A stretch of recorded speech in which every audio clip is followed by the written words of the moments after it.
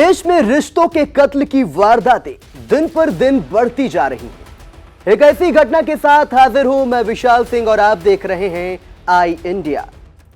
7 जन्म साथ निभाने की कस्में खाने वाली क्या कोई जीवन संगिनी ऐसा भी कर सकती है कि पति की हत्या कर हत्या को आत्महत्या बनाने के लिए अस्पताल लेकर जा सकती है और हत्या से पहले पति को एक कमरे में बंद कर सकती है, छाती पर चढ़कर बैठ सकती है।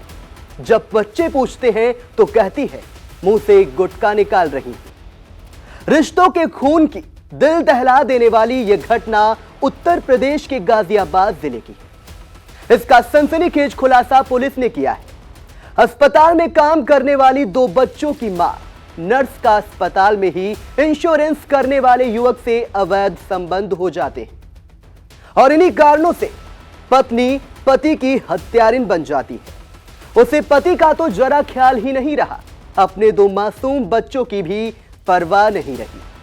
हत्या की इस वारदात को योजनाबद्ध तरीके से प्रेमी के साथ मिलकर पत्नी ने अंजाम दिया। गंभीर बात तो यह है कि मृतक ने अपने भाई को कुछ ऑडियो भेजकर हत्या करने की आशंका पहले ही जता दी थी। मामला गाजियाबाद जनपद के थाना कविनगर के शास्त्री नगर का है। वहां के रहने वाले महेश राणा को उसकी पत्नी कविता सर्वोदय अस्पताल में ले जाती है और वहां पर बताती है कि महेश ने आत्महत्या कर ली है। यह बात 29/30 नवंबर की रात की है। महेश के कोई चोट न होने के चलते पुलिस को शक होता है। पुलिस जब तफ्तीश करना शुरू करती है तो हकीकत अपने आप सामने आने लगती है। पुलिस ने दोनों के मोबाइलों को खंगाला। मृतक की 13 वर्षीय बेटी और 8 वर्षीय बेटे से बातचीत की और फिर कड़ाई से जब कविता से पूछताछ शुरू हुई तो जिसे वो आत्महत्या करार देने का षड्यंत्र कर रही थी, असल में वह हत्या की वारदात निकली, जिसे खुद कविता ने अपने प्रेमी विनय शर्मा के साथ मिलकर योजनाबद्ध तरीके से अंजाम दिया था। दरअसल कविता जिस सर्वोदय अस्पताल में नर्स थी, उसी अस्पताल में विनय शर्मा इंश्योरेंस का काम करता था।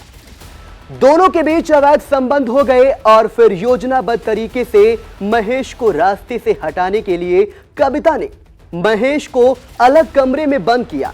मौका पाकर गला रेत कर हत्या कर दी। दरअसल महेश शराब पीता था। नशे में होने के बाद उसकी छाती पर बैठकर उसकी पत्नी कविता ने उसकी हत्या कर दी।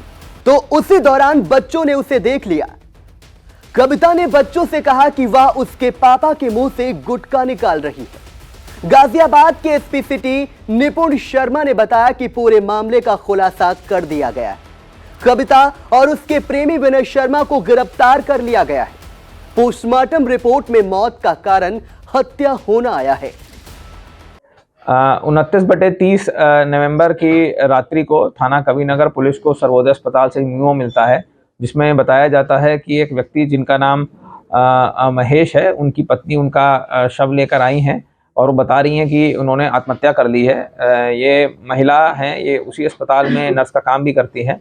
इसमें जब पुलिस ने बाद में मीमो के बाद हमने जब पोस्टमार्टम करवाया तो उसमें कुछ इंजरीज आई और साथ ही साथ उसमें दम घोट के मारने की पुष्टि हुई।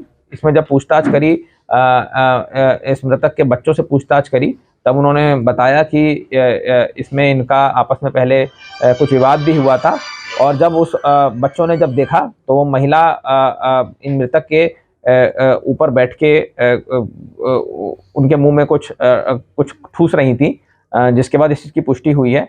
इसमें साथ ही में इन महिला के जो एक लवर हैं जिनका नाम विनय शर्मा है, उनका नाम भी सामने में आया है कि इन्होंने पहले से इस चीज़ को प्लान करके इस काम को, इस वारदात को अंजाम दिया है।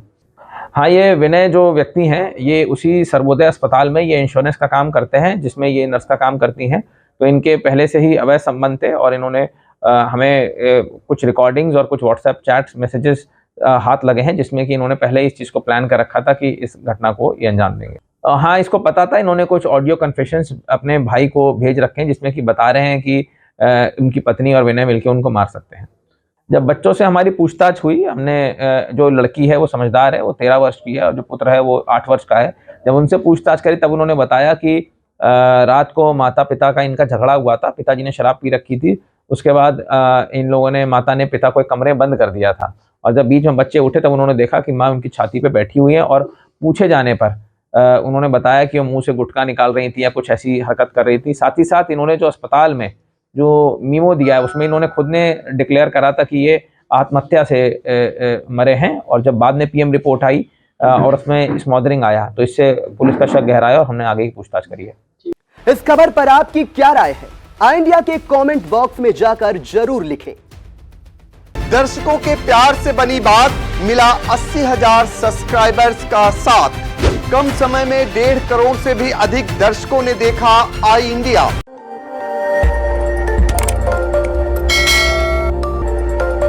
खबर आपकी, नजर हमारी। देखते रहिए आई इंडिया।